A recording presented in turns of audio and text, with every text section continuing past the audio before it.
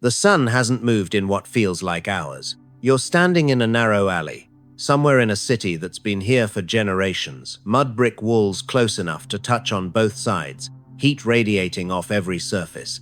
The air is thick, almost solid, and then you smell it. Not one smell, a layered assault, animal dung baked dry by the sun, something rotting in a corner you can't see, the sharp ammonia sting of urine pooling where the stones dip.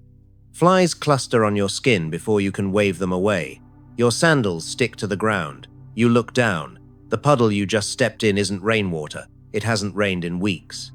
Ahead, a woman rinses vegetables in a clay basin. The water came from a well 40 feet away, a well that shares groundwater with 100 latrines. A butcher scrapes offal into a pile that will sit there until someone moves it. A goat chews on garbage. Children run past, bare feet slapping wet stone. This is not a dying city. This is not a failed settlement. This is a functioning, thriving urban center, and somehow it will still be here a century from now. The question that should haunt you is simple. How? How did cities like this, packed with humans and animals and commerce and waste, manage to survive before anyone had dreamed of underground sewage networks or treatment plants? How did they stop the inevitable tide of filth from poisoning their wells, choking their markets, and turning every rainstorm into an outbreak? Most people assume sanitation began with technology. They picture Roman aqueducts, Victorian engineering, cast iron pipes. But here's what most people miss. The real breakthrough wasn't pipes. It wasn't even drains. The real breakthrough was governance, turning an endless, unstoppable problem into something that could be measured, assigned, and managed. Long before anyone invented modern sewerage, cities invented systems. Ugly, labor-intensive, socially enforced systems that kept waste just barely contained enough for civilization to continue. This is how they did it. And it was far more brutal, more clever, and more fragile than you've ever imagined. To understand the solution, you first need to understand the enemy. And the enemy wasn't just human waste, though that was the deadliest part of it. Picture everything a dense city produces in a single day. Chamber pots emptied at dawn, latrines filling slowly underground, animal manure from horses, donkeys, goats, pigs, and chickens roaming the streets. Butcher scraps, bones, blood, organs, skin. Ash from cooking fires, from metalworking, from pottery kilns. Broken pottery, rotting vegetables, spoiled grain, dead rats. Wastewater from dyeing cloth, tanning leather, washing bodies. Now compress all of that into narrow streets with limited drainage. Stack thousands of people into buildings that share walls. Watch what happens when rain falls and turns every alley into a stream, carrying everything downhill toward the market, toward the well, toward the temple steps where people gather. The danger isn't just disgust. The danger is pathways. Waste finds water. Water finds hands. Hands touch food. Flies land on meat. Children play in runoff. One contaminated well doesn't just sicken a household, it can sicken a neighborhood. And in a pre-modern city, an outbreak doesn't arrive with a warning. It arrives as a creeping wrongness. Stomachs that won't settle, fevers that spread house to house, a death rate that climbs so slowly nobody sounds an alarm until it's too late. This is the arithmetic of urban survival. Density creates wealth, trade, and culture. But density also creates contamination gradients so steep that a single failure, a blocked drain, an ignored latrine, a lazy hauler can cascade into catastrophe. So what was the first line of defense? Containment. Before you can move waste, you have to stop it from spreading. And the oldest, most universal strategy was deceptively simple. Put it in a hole. Cesspits, latrine shafts, soak-away pits, archaeology has uncovered thousands of them beneath ancient cities. Some were crude, unlined pits dug into earth, meant to let liquids drain away while solids accumulated. Others were sophisticated. Brick-lined shafts, clay-sealed chambers, structures designed to be emptied and reused for generations. What survives in the ground tells a story. Excavations have recovered coprolites, preserved human feces along with parasite eggs, fruit seeds, bone fragments, and organic residue. These aren't just curiosities, They're evidence of systematic containment. People weren't simply dumping waste in the street. They were directing it to specific locations, creating separation between living space and waste space. But here's the problem with containment. It's temporary. Every pit fills up. Every cesspit reaches capacity. And when that happens, someone has to empty it or the city chokes. This is where the real engine of pre-modern sanitation comes into focus. Not technology, not architecture, labor. Night soil collection was one of the most essential and most invisible professions in the ancient and medieval world. In darkness, before the city woke, workers descended into latrines with buckets, shovels, and carts.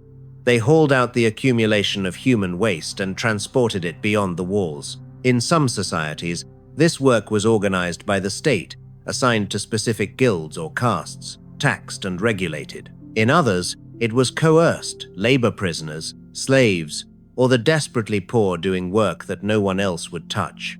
Manure haulers cleared animal waste from markets and stables. Street sweepers pushed debris toward designated collection points. Ash collectors gathered the residue of 1,000 cooking fires.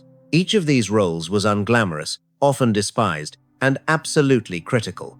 Because the moment this labor stopped, the moment no one emptied the pits, no one swept the gutters, no one hauled the carts, the city began to drown in its own output. Records and archaeology suggest that in many urban centers, this work was scheduled. Weekly collection days, assigned neighborhoods, inspectors who verified that obligations were met. The system wasn't elegant, and it wasn't always effective. But it existed because the alternative was collapse. And here's a detail that most people find uncomfortable. Waste wasn't just removed, it was sold. Night soil, properly composted, became fertilizer. Farmers outside city walls paid for the privilege of carting away human waste to spread on fields. Animal manure was a commodity, traded and transported to agricultural zones. Urine, collected from public latrines in some periods, was sold to tanners and dyers who needed its ammonia content for processing leather and cloth. Ash was used as a cleaning agent, mixed with water to scrub surfaces or added to latrine pits to reduce odor. What we consider pure disgust, many pre-modern economies considered resources. The trade in waste created financial incentives for collection. It meant someone had a reason to show up, to empty the pits, to haul the carts. But it also created risks. What happens when waste becomes valuable enough to be mishandled? When a farmer stockpiles night soil too close to a well? When a tanner dumps chemical-soaked refuse into a stream that feeds a market district? The economy of waste was also the economy of danger. Every transaction carried the potential for contamination, and cities that failed to regulate this trade discovered that efficiency without oversight could be just as deadly as neglect. But managing solids was only half the battle. The other half was water. Even without modern sewerage, many ancient and medieval cities had drainage infrastructure. Stone channels carved along streets, covered ditches that carried runoff toward rivers, gutters designed to funnel rainwater away from buildings, streets cambered built higher in the center so water would naturally flow to the edges. Some cities had rudimentary pipe systems, clay conduits, or brick drains that moved wastewater out of residential areas. What most people miss is that these systems weren't designed to carry sewage. They were designed to control flow. The goal was separation. Keep clean water uphill, keep waste downhill. Keep wells away from latrines. Keep cisterns covered. Keep drainage channels clear so that when rain came, the streets didn't become lakes of contaminated water. This logic, uphill versus downhill, clean versus dirty, was embedded in urban planning across cultures. Temple complexes often occupied the highest ground, not just for symbolic power, but for practical safety. Markets were positioned with access to clean water sources. Tanneries and dye works were pushed to the city's edge, downstream from residential areas. The geography of the city encoded sanitation priorities in stone and mud brick. And when the geography failed, when a storm overwhelmed the channels and contamination spread uphill, that's when the system faced its real test. Picture this: a summer rainstorm after weeks of heat. Thunder rolls across the city. The sky opens. Rain pounds the streets, the rooftops, the packed earth courtyards. Within minutes, Every gutter is overflowing. Every ditch is a river. Water rushes downhill, carrying everything in its path: manure, rotting garbage, latrine overflow, the accumulated filth of 10,000 humans living in too little space. A cesspit near the market cracks under pressure. Its contents spill into the street. The flood carries waste into the public square, across thresholds, toward the neighborhood well. By morning, the storm has passed. The sun returns, but the water in the well tastes wrong. Metallic, sour.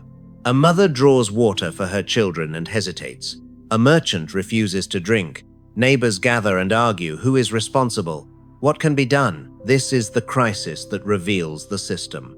Because in a city without modern emergency services, without piped water, without any way to test for contamination, the response depends entirely on the same unglamorous infrastructure that was supposed to prevent the crisis in the first place. Laborers are mobilized to dig new drainage paths, to barricade runoff channels, to haul contaminated debris outside the walls.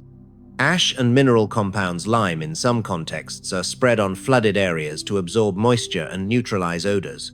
Animals are moved away from compromised zones. Street sweeping intensifies. Some communities switch water sources, drawing from higher wells or upstream cisterns. Others boil water before drinking, though the practice varies across cultures and periods. The point isn't that they had perfect solutions. They didn't. The point is that they had routines, and routines could be accelerated. The same people who emptied latrines on Tuesday could be redirected to emergency hauling on Wednesday. The same inspectors who checked gutters could now assess flood damage. The crisis didn't create the system. The crisis revealed it, tested it, and proved that without it, a single storm could undo years of careful maintenance. Not every city handled these moments equally. Records and archaeological evidence suggest enormous variation. Some urban centers had sophisticated oversight temple bureaucracies or palace administrations that tracked labor, assigned responsibility, and imposed penalties for failure.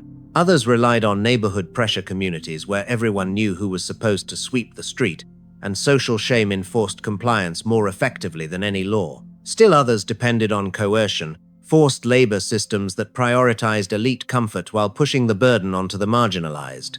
What united them was the understanding that sanitation could not be left to individual choice. In a dense city, your waste is your neighbor's problem. Your neglected latrine contaminates the shared well. Your unpiled garbage becomes everyone's disease risk. The only way to prevent disaster was to make sanitation a collective obligation enforced by laws, by inspections, by fines, by public shaming, or by force. Evidence from various periods suggests rules about where animals could be kept, where butchering could occur, where waste could be dumped. Some cities designated specific zones outside the walls for refuse. Others mandated regular street cleaning by property owners. Temple complexes and palace compounds often maintained their own sanitation systems, separate from and often cleaner than the surrounding city. The enforcement was never perfect.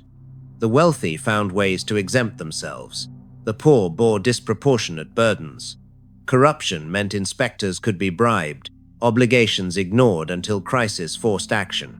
But the fact that these systems existed at all that humans figured out, thousands of years before germ theory, that waste must be managed collectively, or it would destroy them collectively, is one of the most underappreciated achievements in human history. And here's the twist that shatters what most people think they know. Early cities didn't survive because they were clean. They survived because they built routines strong enough to keep filth from tipping into disaster.